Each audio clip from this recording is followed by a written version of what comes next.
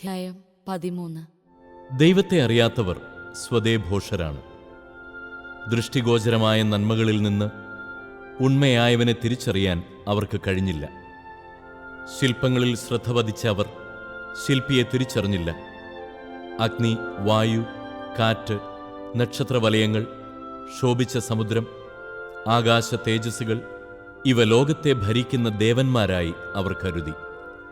അവയുടെ സൗന്ദര്യത്തിൽ ഭ്രമിച്ച് മനുഷ്യർ അവയെ ദേവന്മാരായി സങ്കൽപ്പിച്ചെങ്കിൽ അവയേക്കാൾ ശ്രേഷ്ഠനാണ് അവയുടെ കർത്താവെന്ന് അവർ ഗ്രഹിക്കട്ടെ.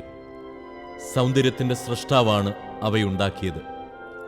അവയുടെ ശക്തിയും പ്രവർത്തനവും മനുഷ്യരെ വിസ്മയിപ്പിച്ചെങ്കിൽ അവയുടെ സ്രഷ്ടാവ് എത്രയോ കൂടുതൽ ശക്തനെന്ന് അവയിൽ നിന്ന് അവർ ധരിക്കട്ടെ.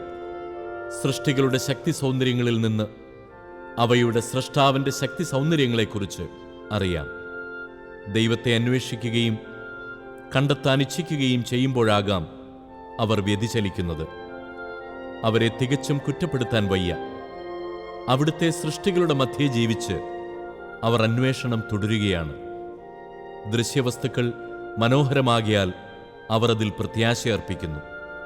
എങ്കിലും അവർക്ക് ന്യായീകരണമില്ല.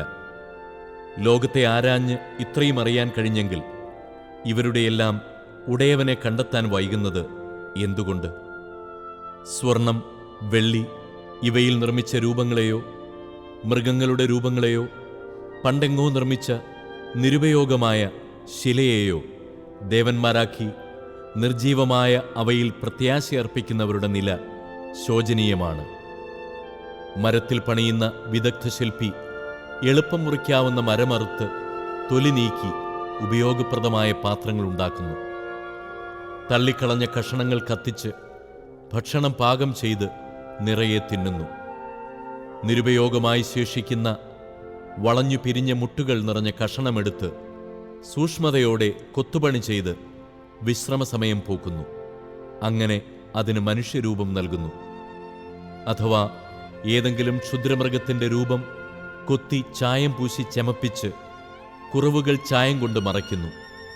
അവനത് ഉചിതമായ സ്ഥാനത്ത് ഭിത്തിയിൽ ആണികൊണ്ട് ഉറപ്പിക്കുന്നു. അത് അതിനെ തന്നെ സംരക്ഷിക്കാൻ ശക്തിയില്ലാത്തതായതുകൊണ്ട് പരസഹായം വേണമെന്നറിയാവുന്നതുകൊണ്ട് അവനത് വീണുപോകാതെ ശ്രദ്ധിക്കുന്നു. എങ്കിലും സമ്പത്തിനും വിവാഹത്തിനും മക്കൾക്കും വേണ്ടി പ്രാർത്ഥിക്കുമ്പോൾ നിർജീവമായ അതിനെ വിളിച്ചപേക്ഷിക്കാൻ അവന് ലജ്ജയില്ല. ആരോഗ്യത്തിന് ദുർബല വസ്തുവിനോടും ജീവന് നിർജീവ വസ്തുവിനോടും സഹായത്തിന് അനുഭവജ്ഞാനമില്ലാത്തതിനോടും യാത്രാമംഗളത്തിന് അജരവസ്തുവിനോടും അവൻ പ്രാർത്ഥിക്കുന്നു. ധനസമ്പാദനത്തിനും ജോലിക്കും പ്രവൃത്തികളിലുള്ള വിജയത്തിനും വേണ്ടിയുള്ള ശക്തിക്ക് ശക്തിഹീനമായ കരത്തോട്